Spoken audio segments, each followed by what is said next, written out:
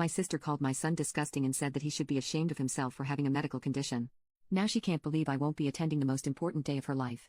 A few months ago, my sister, let's call her Jane, got engaged and started planning her wedding. Jane is 37 years old. Jane has always tended to be backhanded and passive-aggressive. She would make snide remarks under the guise of concern and often find subtle ways to belittle me or others. Despite this, I always tried to maintain a good relationship with her, believing she deeply cared for me. This all came to a head during a recent family gathering at Jane's house. My son, Liam, who is 7 years old, has a bladder issue that sometimes causes him to have accidents. We've been working with doctors and trying our best to manage it, but it's a sensitive topic for him. During the gathering, Liam had an accident. He was embarrassed, and I was in the process of helping him clean up when Jane noticed. Instead of being understanding or discreet, Jane loudly pointed it out in front of everyone. She said, "How disgusting. And at his age, this is unacceptable."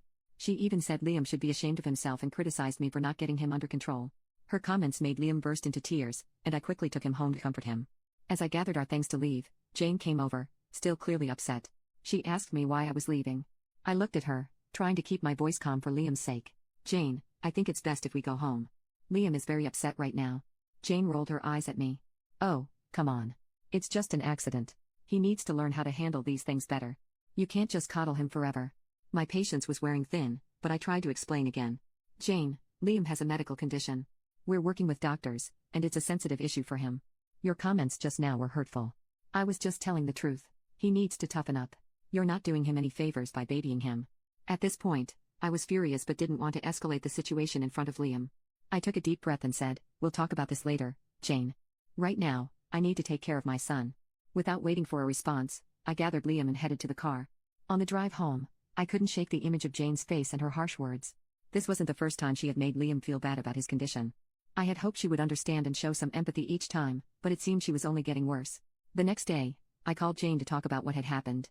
From what I can remember, this conversation is the one I had. I wanted to explain again, away from the heat of the moment, and hoped she would see reason. "Jane, about yesterday.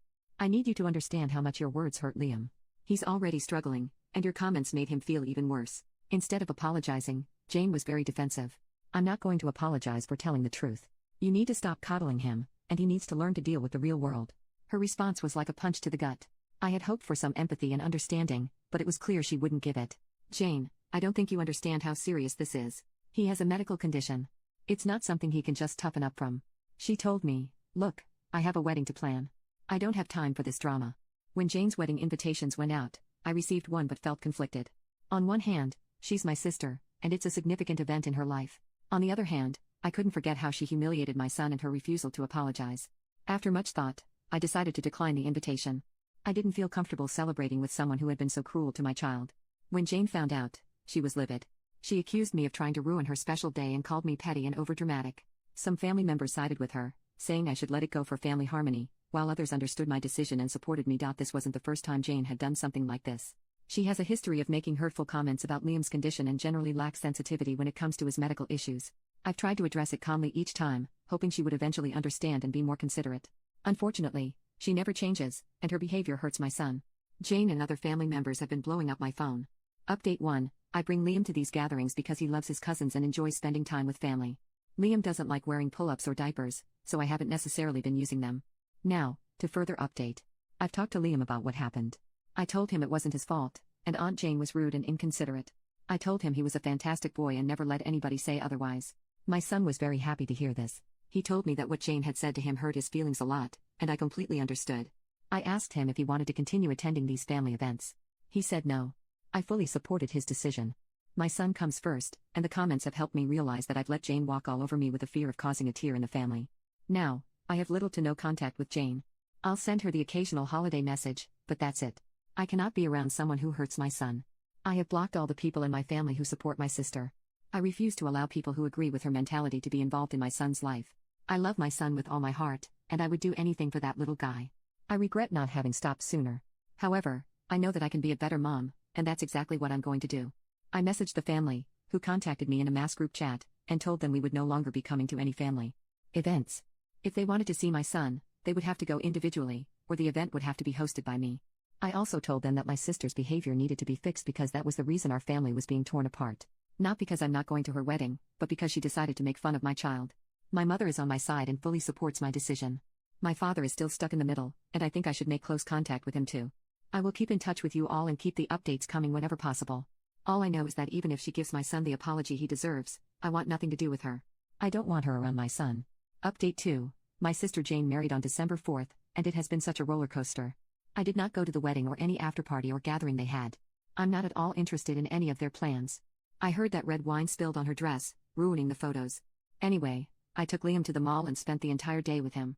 I bought him some new Lego sets, clothes, and everything he wanted. My boy deserves to be spoiled. Before anyone asks, yes, he still has his bladder issues. However, we got him used to wearing pull-ups and other things to manage his accidents. Many people sent me messages regarding certain things to use, and honestly, it helped a lot. I checked a few of them before I logged out of this account. It wasn't easy getting him used to the change, but Liam understood that it was for the best and learned to use them. He hasn't complained about anything so far. Now the big question is, what's going on with my sister? Like I said, she got married and all, blah, blah, blah. According to her maid of honor, she was a real bridezilla. So glad I wasn't there. I feel bad for her fiancé. I still have no contact with her or anyone in my family who supported her. My mother has been my rock. It hasn't been that hard to adjust. My father has been cut off. As well. My father and I never got along, so it isn't a loss. I fully believe he is why my sister acts the way she does. My sister has tried to reach out to me a couple of times. Most were just her berating me for not attending the wedding, and the others were half-assed apologies.